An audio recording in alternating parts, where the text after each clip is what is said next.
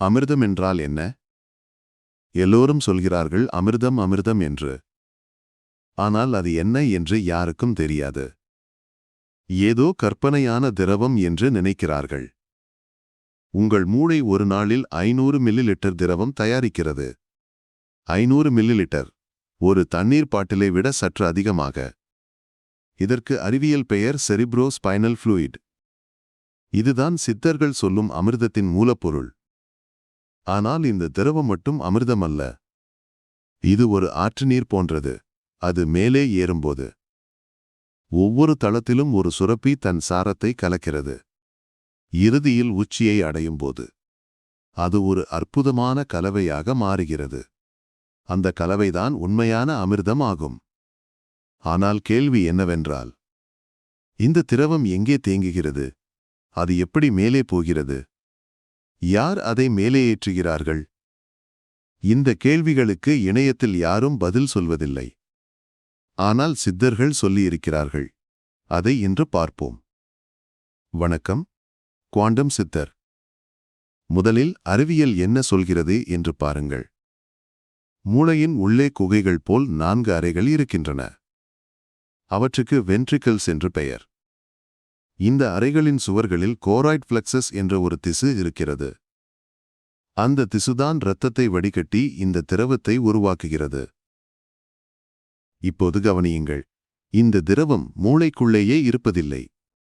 அது மூளையின் 4 அறைகளிலிருந்து கீழே இறங்குகிறது. முதுகு தண்டுவடத்தைச் சுற்றி ஒரு பாதை இருக்கிறது.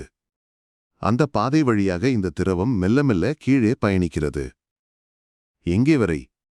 உங்கள் முதுகு தண்டுவடம் முதுகெலும்பின் அடியில் வரை செல்வதில்லை. தண்டுவடம் இடுப்புக்கு சற்று மேலே நின்று விடுகிறது. ஆனால் அந்த திரவம் நிற்பதில்லை.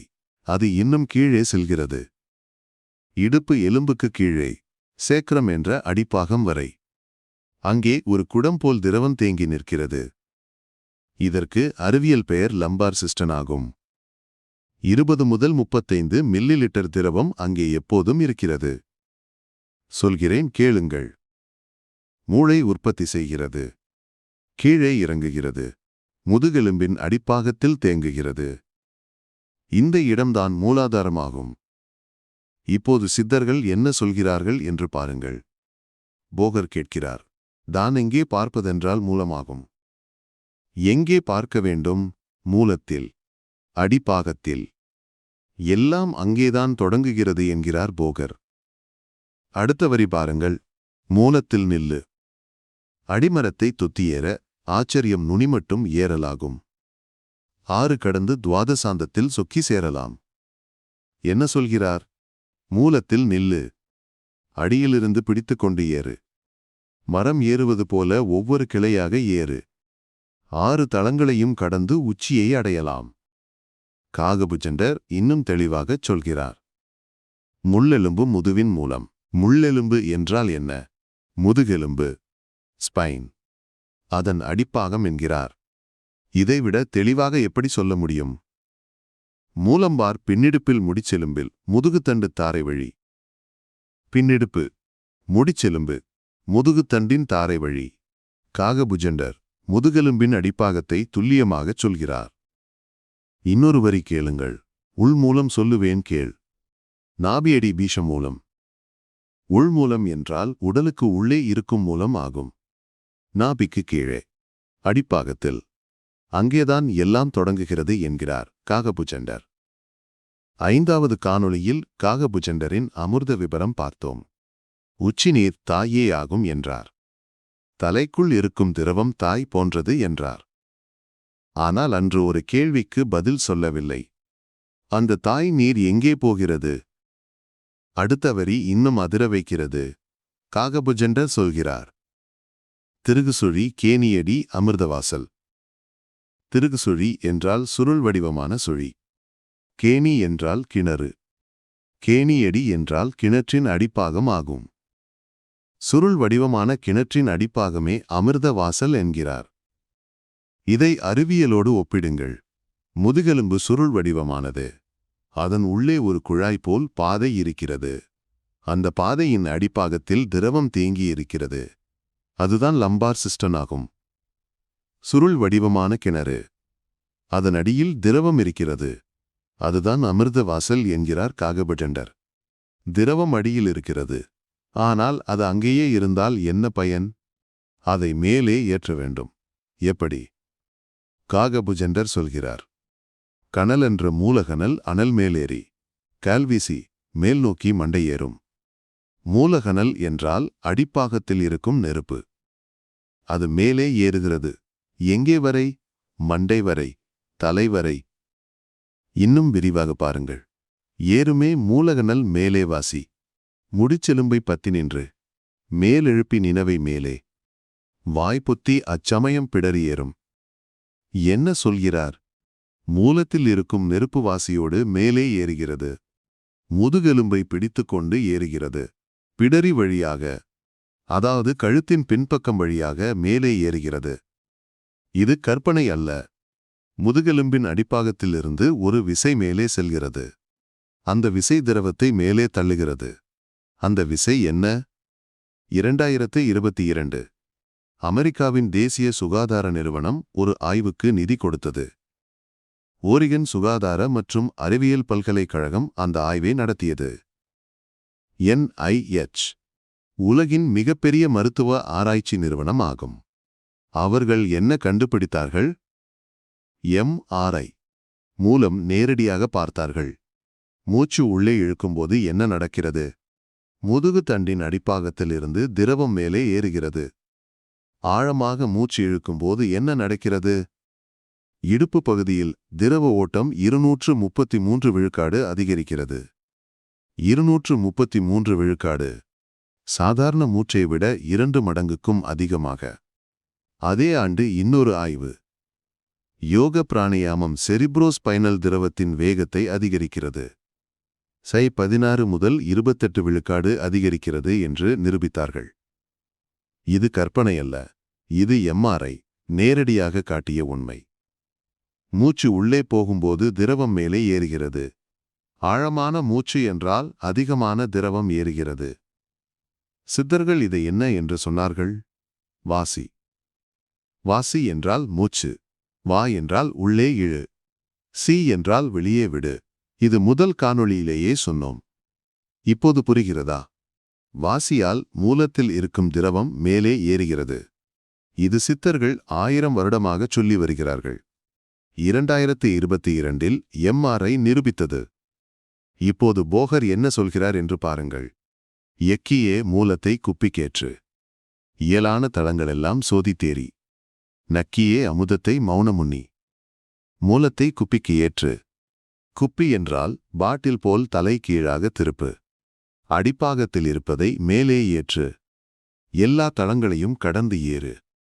பிறகு அமுதத்தை நக்கு. அந்த இனிப்பைச் சுவை. என்ன அற்புதமான படிமம்!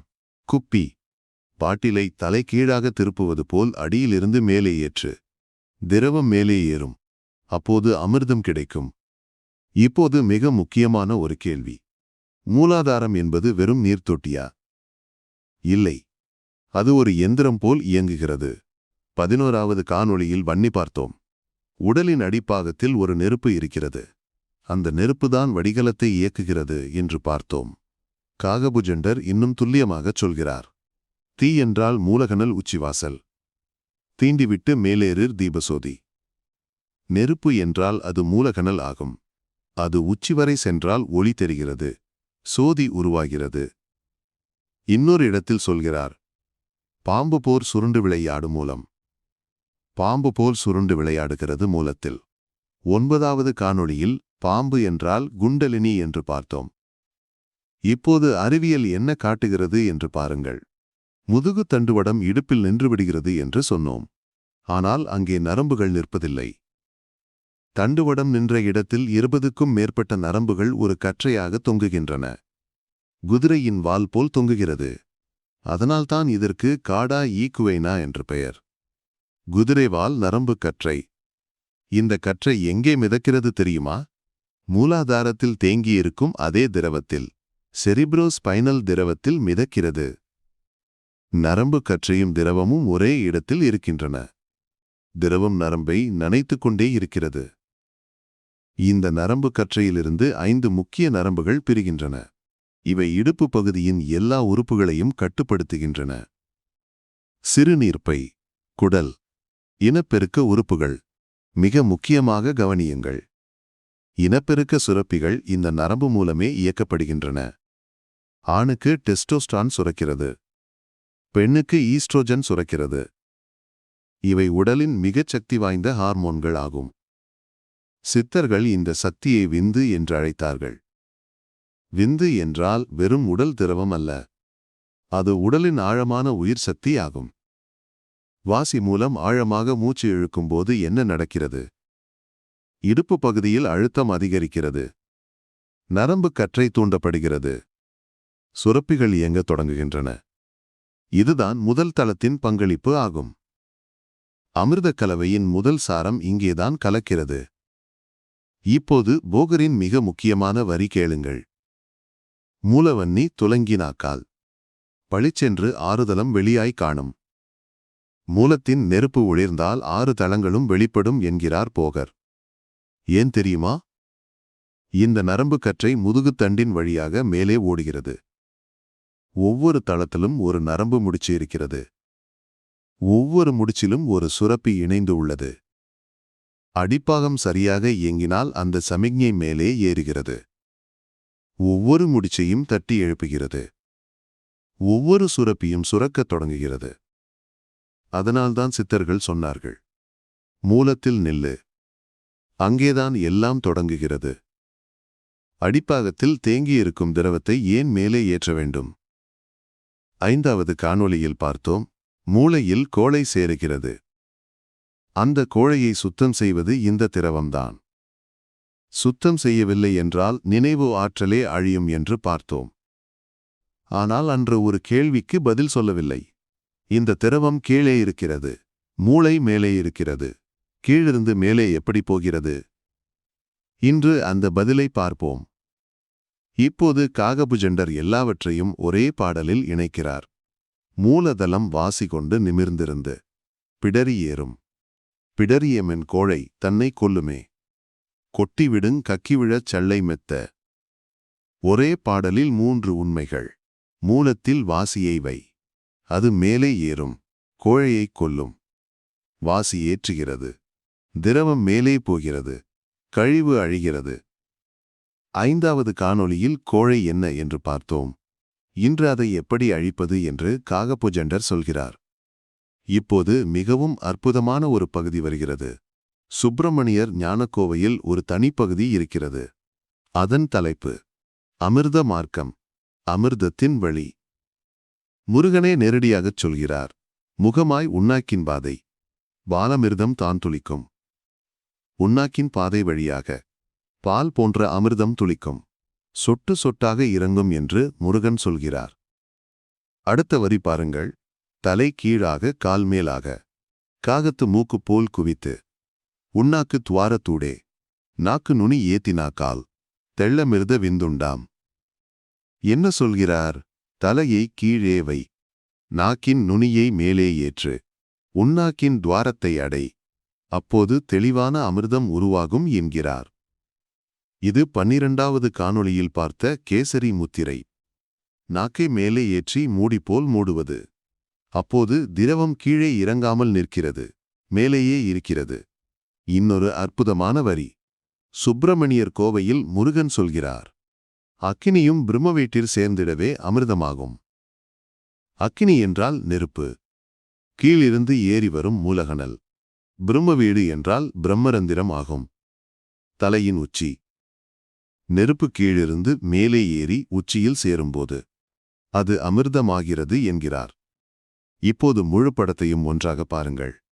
மூளை திரவத்தை உற்பத்தி செய்கிறது, அது கீழே இறங்குகிறது, முதுகெலும்பின் அடிப்பாகத்தில் தேங்குகிறது. அதுதான் மூலாதாரமாகும். வாசி மூலம் அந்த திரவம் மேலே ஏறுகிறது. ஏறும்போது 6 தளங்களை கடக்கிறது, மூளையை அடைகிறது. மூளையில் சேர்ந்த கழிவை சுத்தம் செய்கிறது, மீண்டும் கீழே இறங்குகிறது. இது ஒரு சுழற்சி. இந்த சுழற்சியை இயக்குவது மூச்சு, ஆழமான மூச்சு. சித்தர்கள் சொன்ன வாசி. ஒரு சோதனை செய்யுங்கள். இப்போது நிமிர்ந்து உட்காருங்கள், முதுகை நேராக வையுங்கள். மெதுவாக ஆழமாக மூச்சை உள்ளே இழுங்கள். வயிற்றை விரிக்கவும். 4 நொடிகள் உள்ளே வைத்திருங்கள். பிறகு மெதுவாக வெளியே விடுங்கள். இதை 5 முறை செய்யுங்கள். செய்தீர்களா? இப்போது உங்கள் முதுகுத்தண்டின் அடியில் இருக்கும் திரவத்தை நினையுங்கள். அது மேலே ஏறி இருக்கிறது. இது நான் சொல்வது அல்ல. MRI நிரூபித்த உண்மை. நீங்கள் இப்போது செய்தது வாசி. மூலத்திலிருந்து திரவத்தை மேலே ஏற்றினீர்கள். அது மேலே ஏறும்போதுதான் அமிர்தமாக மாறுகிறது. சுருக்கமாக சொல்கிறேன். 1. மூளை ஒரு நாளில் 500 மில்லிலிட்டர் திரவம் தயாரிக்கிறது. 2. அந்த திரவம் கீழே இறங்கி முதுகெலும்பின் அடிப்பாகத்தில் தேங்குகிறது. அதுதான் மூலாதாரம் ஆகும். 3. மூச்சு உள்ளே இழுக்கும்போது அந்த திரவம் மேலே ஏறுகிறது. அதுதான் வாசி. 4. மேலே ஏறிய திரவம் மூளையில் சேர்ந்த கழிவை சுத்தம் செய்கிறது. அதுதான் கோழையழிப்பு. 5. இந்த சுழற்சி சரியாக நடக்கவில்லை என்றால் மூளையில் கழிவு சேர்ந்து நோய் வருகிறது. அதனால்தான் சித்தர்கள் வாசி பயிற்சி செய்யச் சொன்னார்கள். போகர் சொன்னார், மூலத்தில் நில்லு, மேலே ஏறு. காகபுஜெண்டர் சொன்னார், முள்ளெலும்பு முதுவின் மூலம். வாசி மேலே ஏறும், கோழையை கொல்லும். முருகன் சொன்னார், அமிர்த மார்க்கம். உண்ணாக்கின் பாதை வழியாக பாலமிர்தம் துளிக்கும். 3 சித்தர்கள். ஒரே உண்மை. 2022 அறிவியல் நிரூபித்தது. இப்போது ஒன்று புரிந்திருக்கும்.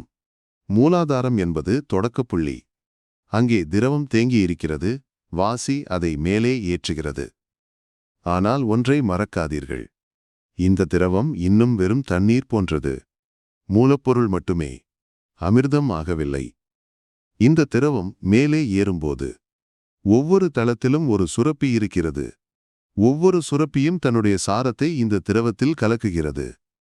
முதல் தளத்தில் இனப்பெருக்க சுரப்பி இருக்கிறது. டெஸ்டோஸ்டிரான் கலக்கிறது. அடுத்த தளத்தில் கணயம் காத்திருக்கிறது. அதற்கு மேலே நோய் எதிர்ப்பு சுரப்பி இருக்கிறது. பிறகு தைராய்டு. பிறகு உடலின் தலைமைச் சுரப்பியாகும். கடைசியில் பீனியல். 8வது காணொளியில் பார்த்த ஜோதியின் சுரப்பியாகும். 6 தளமும் கடந்து உச்சியை அடையும்போது 6 சுரப்பிகளின் சாரமும் கலந்த ஒரு அற்புதமான கலவை உருவாகிறது. அந்த கலவைதான் சித்தர்கள் சொன்ன அமிர்தமாகும். முருகனே சொன்னார், அக்கினியும் பிரம்மவீட்டில் சேர்ந்திடவே அமிர்தமாகும். சேர்ந்திடவே எல்லாம் சேரும்போதுதான் அமிர்தமாகிறது. இன்று முதல் தளத்தை புரிந்தோம். இன்னும் 5 தளங்கள் இருக்கின்றன. ஒவ்வொரு தளத்திலும் எந்த சுரப்பி இருக்கிறது? அது என்ன சாரத்தை கலக்குகிறது? அதை அடுத்த காணொளியில் பார்ப்போம். நன்றி. குவாண்டம் சித்தர்.